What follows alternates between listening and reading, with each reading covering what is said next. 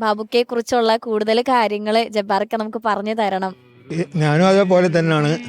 എനിക്ക് ഒരു 13-14 വയസ്സാകുമ്പം തന്നെ ഉപ്പൻ്റെ ആ കൈ വിട്ട് പോയിക്കണ്. ഞാൻ ഉപ്പയും ഒരു 10-14 വയസ്സ് വരെയാണ് ഉപ്പയെ കാണാൻ സാധിച്ചത്.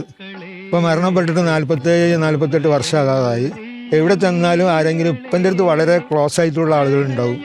നീ ബാബുക്കൻ്റെ മകനല്ല പറയുമ്പോൾ ഇപ്പൻ്റെ കഥകളും ഇപ്പൻ്റെ പാട്ടുകളും തന്നെ ആയിരിക്കും വിഷയം. അങ്ങനെ ജീവിതത്തിൽ ഫുള്ള് ബാബുക്കന്നെ. അങ്ങനെയാണ് ഉപ്പനെ മനസ്സിലാക്കാൻ സാധിച്ചത്.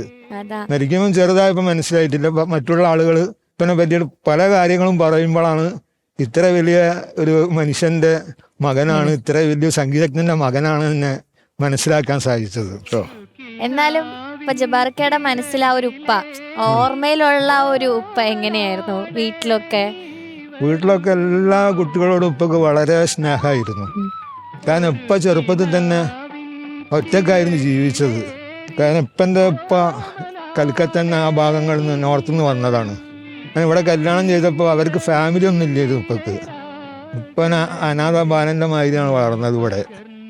എങ്ങനെ ഉപ്പ പാട്ടൊക്കെ പഠിപ്പിച്ച് തരുമായിരുന്നോ? ഞാൻ ചെറുപ്പത്തിലെ ഉപ്പൻ്റെ കൂടെ തന്നെ ആയിരിക്കും അധികം. കാരണം 3 പെൺകുട്ടികളാണ് എൻ്റെ ചേച്ചിമാര്. പിന്നെ 4ാമത് ഇപ്പം മദ്രാസിലൊരു പടത്തിന്റെ ഒരു റെക്കോർഡിങ് കുട്ടിക്കുപ്പായം അങ്ങനെ ഏതോ ഒരു പടം ചെയ്തു വന്നിട്ട് വേറൊരു പടത്തിന്റെ വർക്കിന് പോകുമ്പോൾ ഉമ്മ പറഞ്ഞു, ഇന്ന് പോണ്ട ഉമ്മ, നിങ്ങൾക്കൊരു ഈ പ്രാവശ്യം ഞാൻ നിങ്ങൾക്ക് എന്തായാലും ഒരു ആൺകുട്ടിനെ ഗിഫ്റ്റായിട്ട് തരും, എന്നിട്ട് നാളെ പോകാൻ പറഞ്ഞു. അതേപോലെ തന്നെ ആ ദിവസമാണ് ഇപ്പൊ മദ്രാസിലേക്ക് പോണ ആ ദിവസമാണ് എന്നെ പ്രസവിക്കുന്നത്.